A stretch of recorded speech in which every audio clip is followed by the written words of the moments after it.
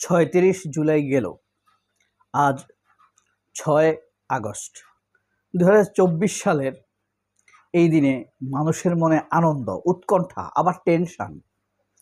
তখন খেয়াল করে দেখেন, অনেকেই ভাবছিল শেখ হাসিনা আবার ফিরে আসে, সেনাবাহিনী আবার ফিরিয়ে আনবে, পুলিশের ভিতরে সব তাদের লোক, সচিবালয়ে সব তাদের লোক, জনগণের তা আসলে কিছু করার নেই।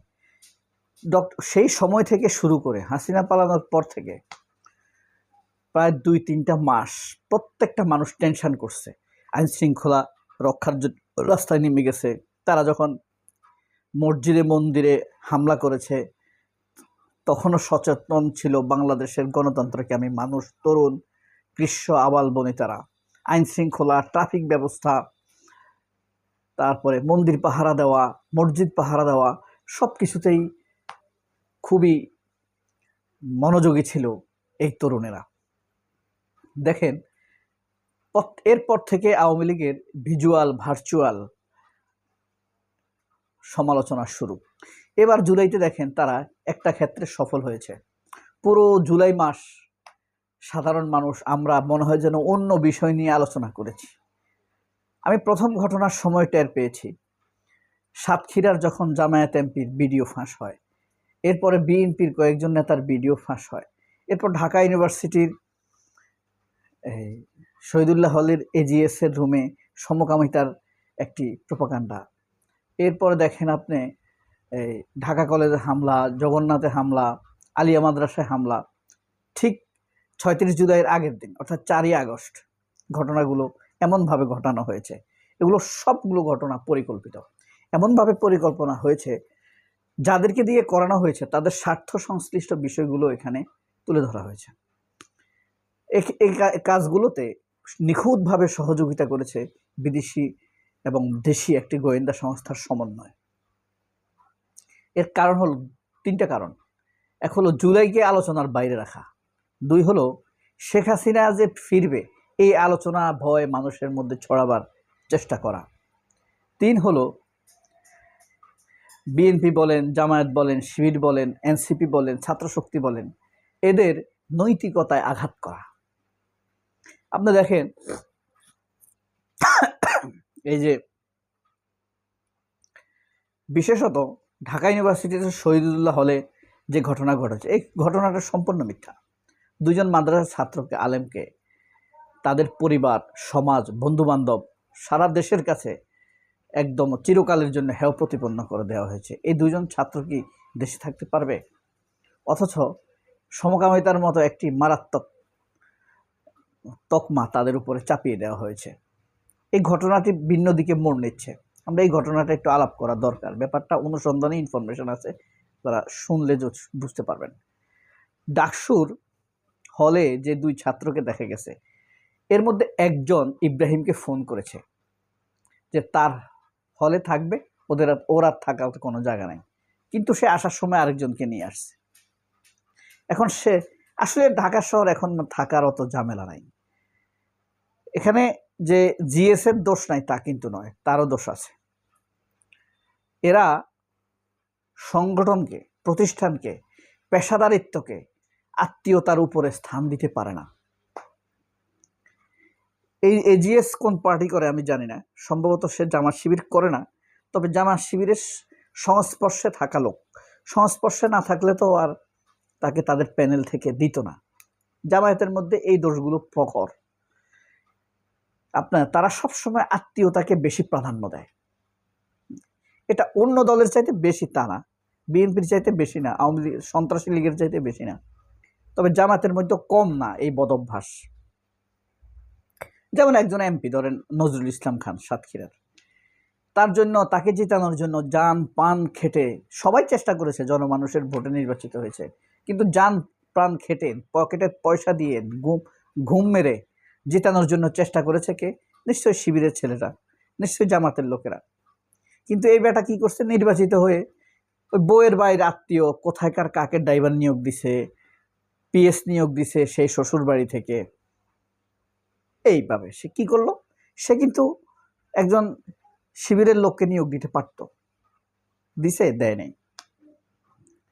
যারাই দেখবেন যে সংগঠনের লোকদেরকে, নিজের সংগঠন লোকদেরকে নিয়োগ না দিয়ে অন্যদেরকে নিয়োগ দেয়, তাদের মধ্যে ঘাপলা আছে।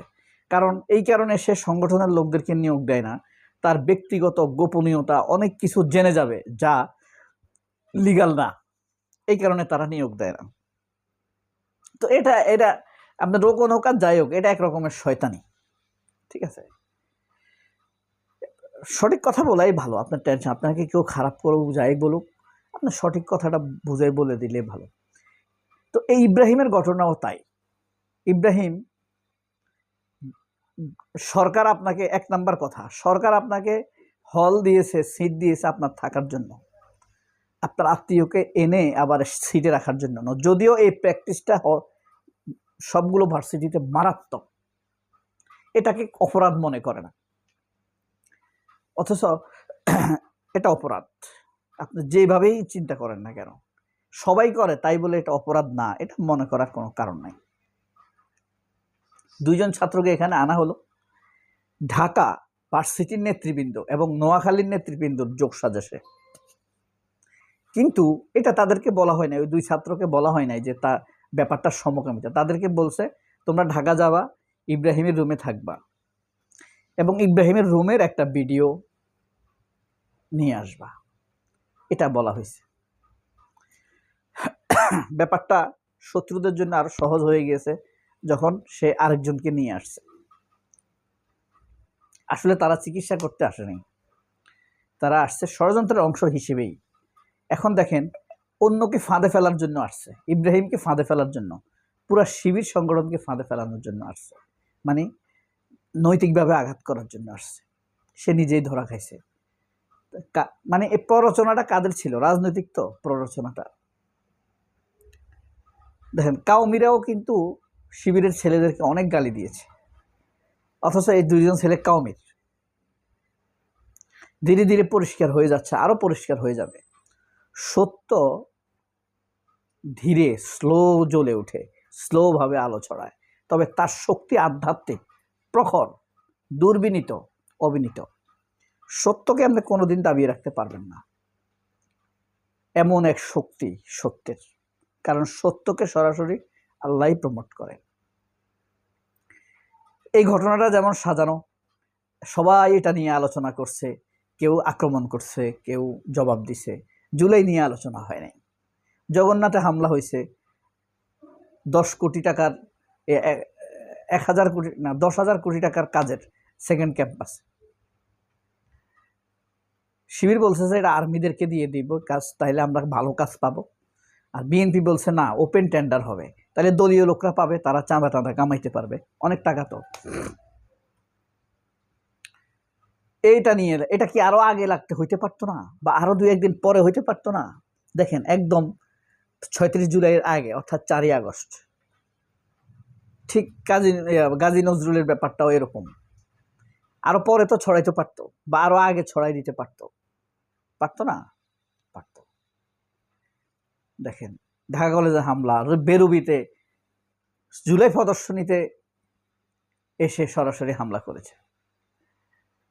বলছে কি, খালেদা জিয়া, আল্লামা দেলোয়ার হোসেন সাইদি, সালাউদ্দিন কাদের চৌধুরী, তাদের ছবি নাকি টাঙানো হয়েছে জুডিশিয়াল কিলিং এর অংশ হিসেবে।